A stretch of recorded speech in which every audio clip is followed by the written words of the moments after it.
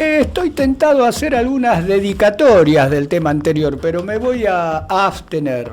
¿Por qué dice eso? Porque se me ocurre una larga lista en la de que yo no sé si no estoy incluido. Eso le iba a preguntar. Si en esa lista... absolutamente sincero. En algunos aspectos. No llego a unos límites de lo que narra la letra de este tema, pero... Clandestino de carrera, hace ratitos quiñelero, así que te haces las chirolas con que a veces te empilchás. Ponele. Atorrante. Bueno, no, dice ya empezamos de vuelta. No, estoy recitando el tango Farabute. Le vi una sonrisa diciéndome así, atorrante, como y con esa excusa detrás, pero... Usted dice que yo usé eso como excusa para decírselo. Decirme atorrante, se ve que hace rato que tenía ganas de decírmelo. Pero ¿qué tema? A ver, ¿por qué? No, este tema porque es de la época. Seguro don Fernando Singoni, cuando estaba ahí en el pasaje Barola en la Avenida de Mayo, se fue a tomar un cafecito, no sé, al Tortoni, y a lo mejor una de esas estaba don Carlos. Este tango es de la época en que Carlos ya era Carlos Gardel. Porque hay unos tangos que son más antiguos y todavía... Que en su momento habían pasado, no digo desapercibidos, pero que se potenciaron en la medida que cada día cantaba mejor. La letra es de Antonio Cassiani, acá lo tengo anotado, no es que me lo acuerdo, que era un canillita anarquista uruguayo. Encima anarquista. Los anarquistas generalmente, al igual que los socialistas, son gente ilustrada, son gente de biblioteca. Este era canillita, era un canillita ilustrado. Lo ve a Carlos Gardel en Montevideo, que había tocado en algún lugar, que iba hacia el hotel y justo pasa donde está este canillita, Antonio Cassiani, y le dice: don Carlos, tengo una letra. Y Gardel, que era muy propenso a escuchar las letras, especialmente de la gente de pueblo, que era la que nutría prácticamente su repertorio. En algunos lugares se sostiene que Gardel simpatizaba un poco con el anarquismo. Hay varios tangos con varias letras, Al pie de la Santa Cruz, Aquaforte. Hay varias letras que hablan del sentimiento... Que uno podría inferir ahí un sentimiento favorable hacia Exacto. Los amigos libertarios, cuando libertario, la palabra libertario tenía otro significado.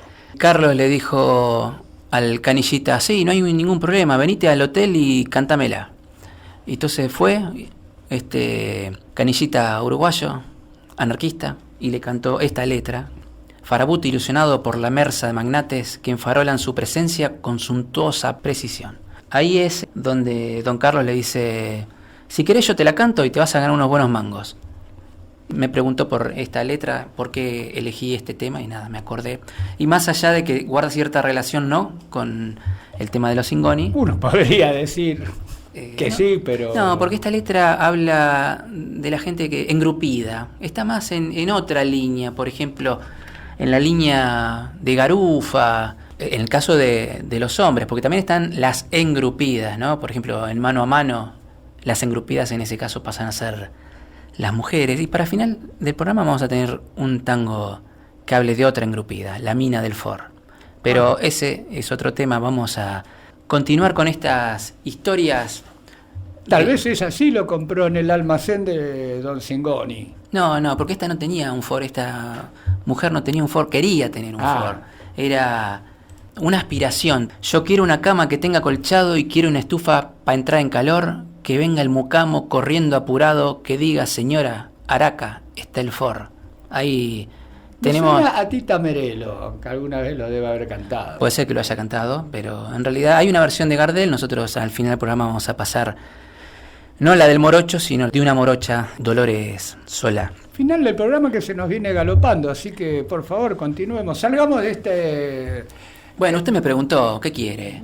Pero yo soy así, yo primero pregunto y después me respondo a mí mismo y digo: ya está para largo esto, vamos al hueso de la cosa. Hablamos de los Singoni, vamos a hablar superficialmente de Gastón Rimbaud, como el apellido lo dice, Rimbaud, procedente de Francia. Luego de una corta estancia en Bahía Blanca, en realidad corta estancia porque se asoció después con Fernando Singoni, él trabajaba en el banco que le otorgó el préstamo a don Fernando para ampliar sus negocios. Pero obviamente, Había una cláusula. el banco te presta la tarasca, pero yo quiero ser tu socio. A mí me gusta lo que vos haces. Yo quiero ser tu socio. Y Fernando le dijo, por supuesto. Casi como el que le ofreció la letra a Carlito Verde.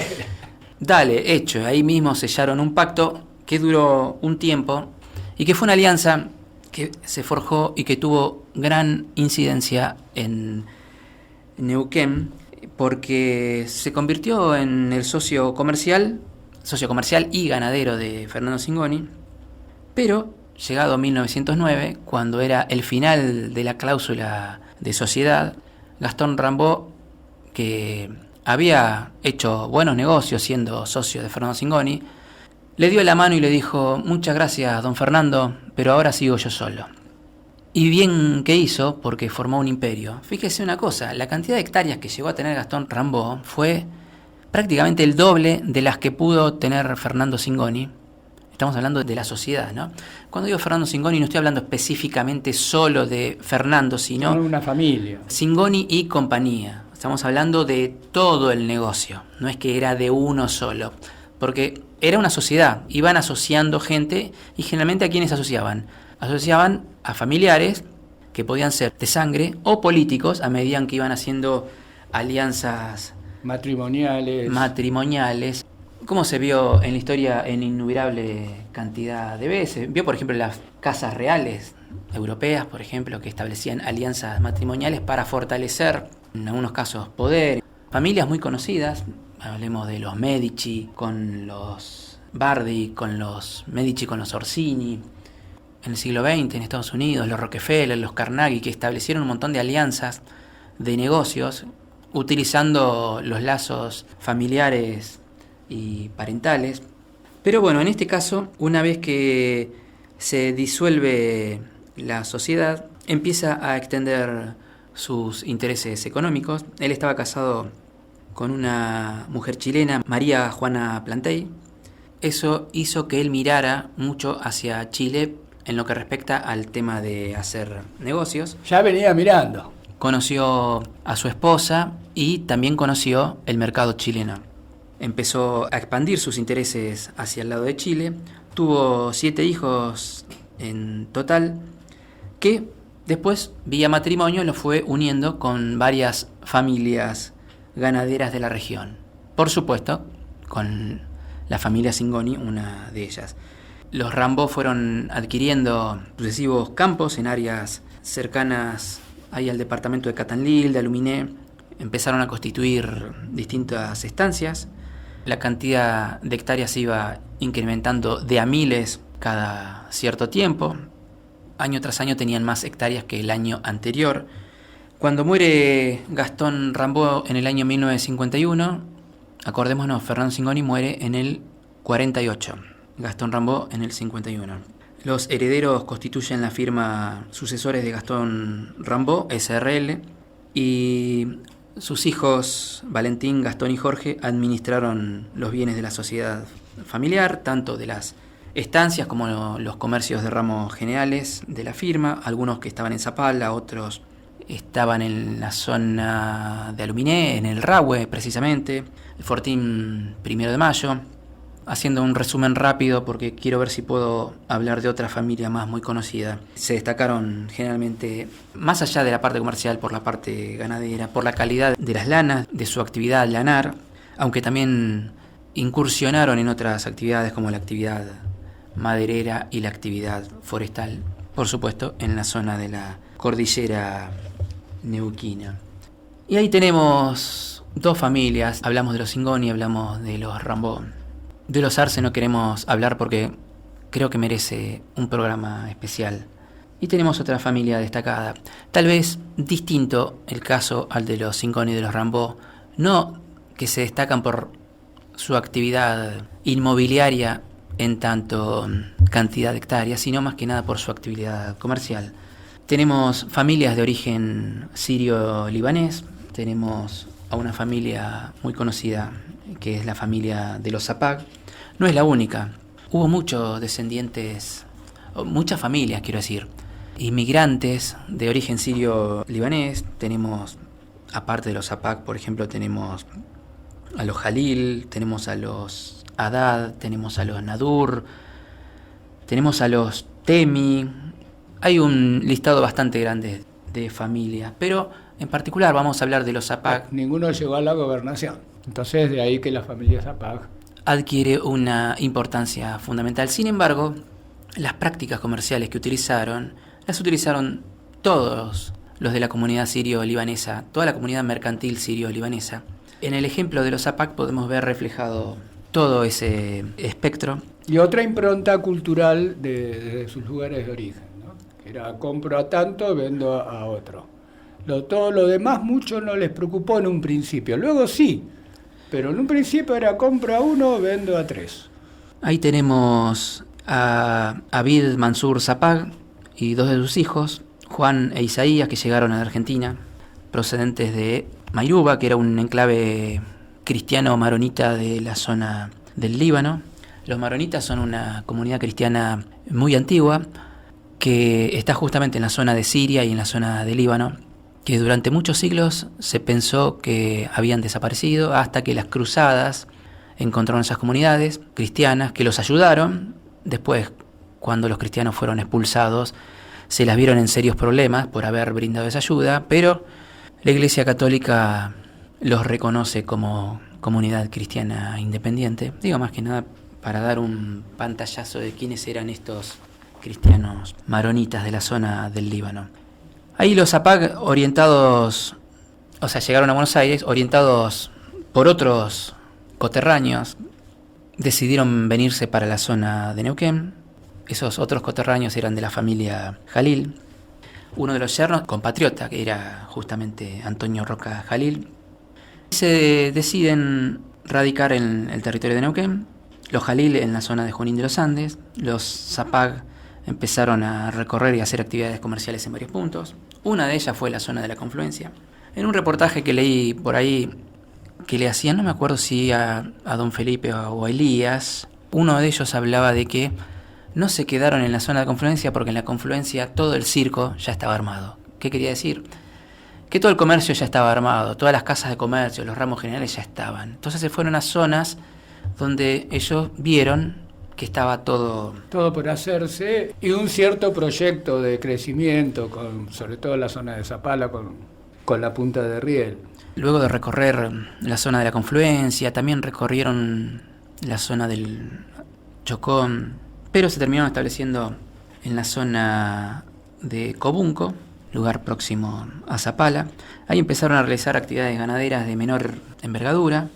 Empezaron como productores y consignatarios de haciendas para el abastecimiento de carnicerías, o sea, eran mayoristas de carne y aparte tenían su propio comercio de carne. ¿Usted se acuerda cuando hicimos el programa del año 58 de la huelga de YPF? El fiado de Felipe Zapag de su carnicería fue fundamental para que muchas familias pudieran subsistir. A medida que ellos iban prosperando, los familiares que quedaban en el Líbano iban llegando. Llega Canán, que llega con sus dos hijos pequeños, Elías y Habib. Y ahí en Zapala, recientemente creada, porque acuérdese que Zapala tiene sentido recién cuando llega el ferrocarril, ahí en el año 1913. Es donde adquieren un lote frente a la estación, a Arturo Tranac. Ahí van a construir las viviendas familiares, el local comercial donde se iba a construir la conocida Casa de Ramos Generales y Consignaciones Zapag e Hijos, que iba a abastecer a otros negocios del interior del territorio, así también como a destacamentos militares, petroleros, mineros, ferroviarios. Bueno, toda actividad que iba a la zona ellos abastecían, eran proveedores de todos esos lugares. Ya para el año 30 tenemos la crisis y el cierre del comercio del ganado con Chile. Tenemos, por un lado, la crisis de los años 30, me refiero a la crisis económica, ¿no?